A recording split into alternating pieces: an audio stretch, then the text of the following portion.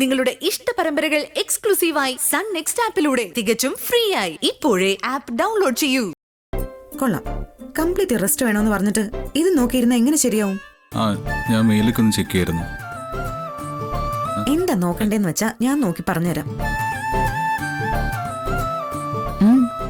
അതിങ്ങ താ, ഞാൻ നോക്കിക്കോളാം. നശിപ്പിച്ചു. ആരാ രസം കൊല്ലി? അമ്മയാ. സോറി പറഞ്ഞ് ഞാൻ പിൻവലിച്ചു.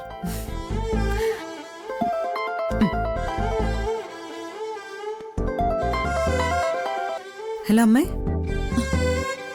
മോളെ, ഞാൻ നിന്നെ വിളിക്കണോ വേണ്ടിയെന്ന് പലവട്ടം ആലോചിച്ചു. എന്താ അവിടുത്തെ പ്രശ്നം?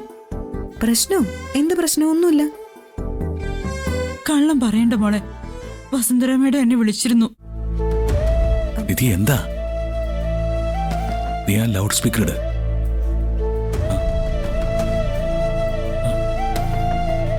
നാളെ തന്നെ ഞാൻ അവിടെ വന്ന് നിന്നെ അവിടുന്ന് വിളിച്ചോണ്ട് വരണമെന്നാ പറയുന്നത്. നിന്നെ അവർക്ക് വിശ്വാസമില്ലാത്ര. നിന്റെ കല്യാണം നേരത്തെ കഴിഞ്ഞെന്ന് അവരുടെ ആരോപണം. എന്താ മോളെ ഇങ്ങനെ? നീയെല്ലാം ക്ഷമിച്ചു സഹിച്ച് അവിടെ കഴിയണോ? അയ്യോ അല്ലമ്മേ, എനിക്കിവിടെ ഒരു സങ്കടമില്ല. ഞാൻ എന്തിനാ വിഷമിക്കുന്നത്? എന്നെ ഏറ്റവും കൂടുതൽ മനസ്സിലാക്കുന്ന ഒരു പുരുഷന്റെ കയ്യിലല്ലേ അമ്മ എന്നെ ഏൽപ്പിച്ചത്. ഞാൻ സിൻസിയറായിട്ട് പറയുക, ഞാനൊരു നിധി തന്നെയാണെന്ന് എനിക്ക് ബോധ്യമാവുന്ന ദിവസങ്ങളിലൂടെയാ ഞാനിപ്പോ കടന്നു പോകുന്നത്. വെറും കല്ലായിരുന്ന എന്നെ തിളക്കമുള്ള രത്നമാക്കിയത് ഗൗതം സാറിന്റെ സ്നേഹം മാത്രമാണ്.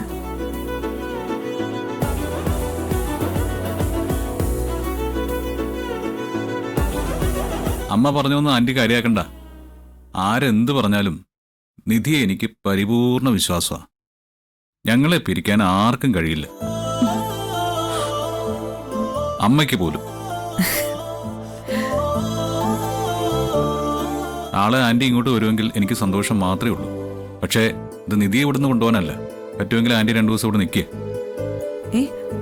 അയ്യോ അമ്മേ, അതൊന്നും വേണ്ട.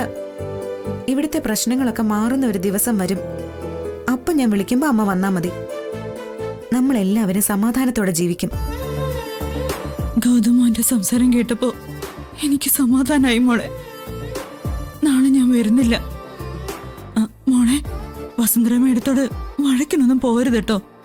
ഇല്ലമ്മേ, കഴിവതും ഞാൻ ഈ റൂമിൽ നിന്ന് പുറത്തിറങ്ങാറേ ഇല്ല. ഗൗതം സാർ ഉള്ളപ്പോ ആരും എന്നോട് അനാവശ്യം പറയാറില്ല. എന്നാ ശരി, മക്കൾ കിടന്നു. Okay auntie, good night. ശരി. ശരി.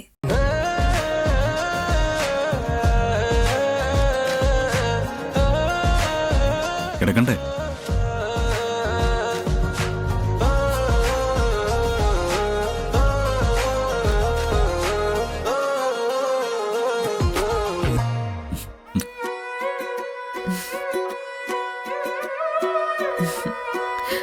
Good night. എനിക്ക് ആരോഗ്യമൊക്കെ തിരിച്ചു കിട്ടി. ഇപ്പൊ തലയ്ക്ക് ഒരു കുഴപ്പമില്ല. ആണോ? എങ്കിലേ ആരോഗ്യത്തോടെ തന്നെ അങ്ങ് ഉറങ്ങിക്കോ. ഉറങ്ങാം, പക്ഷേ ഒരു പക്ഷേ ഇല്ല, മിണ്ടാതെ കിടന്ന് ഉറങ്ങിക്കോ.